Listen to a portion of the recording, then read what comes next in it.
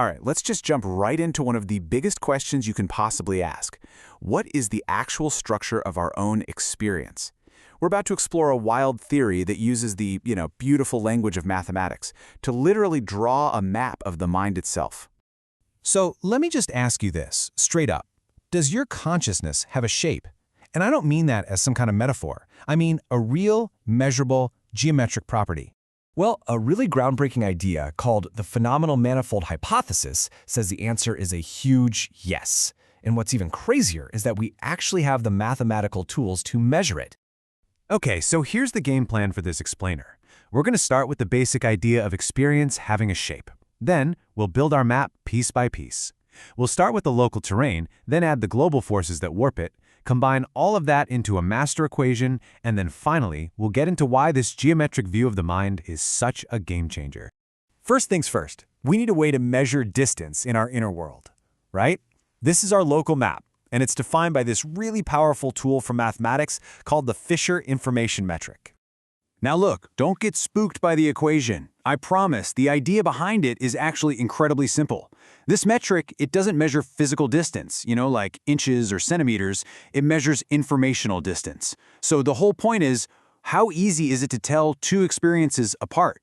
The best way to get this is the shades of gray analogy. So imagine you're looking at two different shades of gray. If one is super light and the other is really dark, well, they're super easy to distinguish. The informational distance between them is large. But if you have two shades that are almost identical, it's really hard to tell them apart, isn't it? That means the informational distance is small, and that's really the core of the Fisher metric. It's basically a ruler for how different things feel. But, a local map isn't the whole story.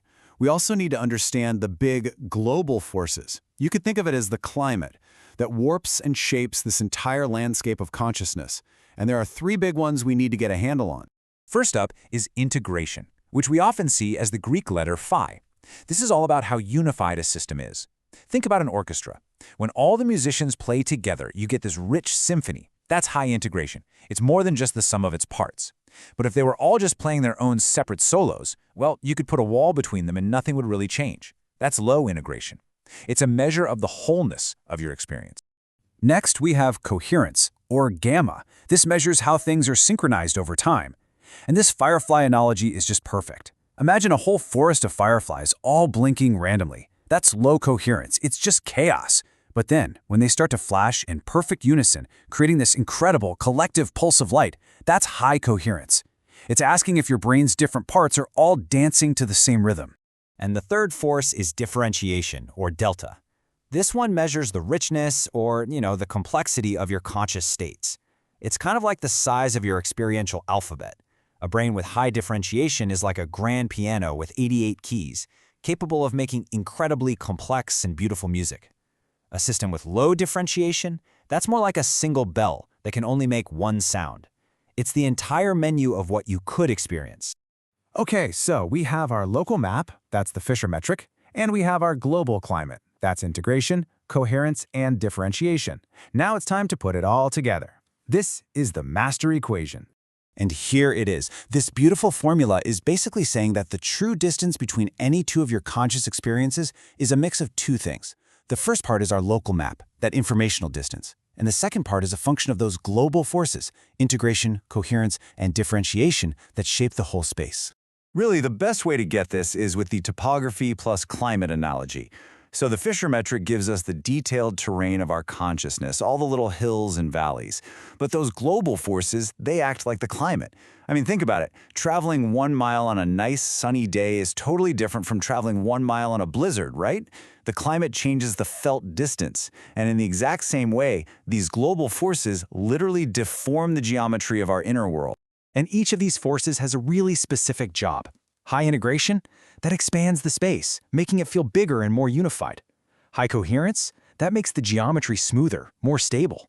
And high differentiation actually adds more dimensions, which creates a richer space with way more possible directions for your experience to go. So this is all really cool math, but why does it really matter? Well, it matters because this isn't just a description. It actually lets us make real, testable predictions about the shape of different states of consciousness. And this is where it all clicks. The theory predicts that every single distinct state of consciousness, I'm talking waking life, deep sleep, even a psychedelic journey, each one will have its own unique and predictable geometric signature. And this image, this map, just makes it so clear. Look at this. Our ordinary waking life is this stable, flowing path.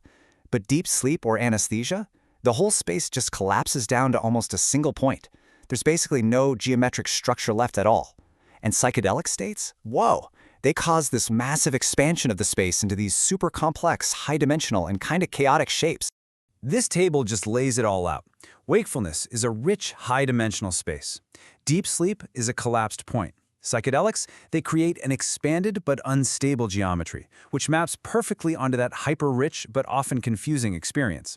And it even predicts that certain meditative states should have a very simple, low-dimensional, and smooth geometry, which totally reflects an experience of pure, unified awareness. So here's the bottom line. What was once purely in the realm of philosophy, the nature and structure of experience, can now be tackled as a measurable geometric science. These formulas give us a mathematical lens to look at our own minds, and what they reveal is a hidden architecture that's just as beautiful as it is profound.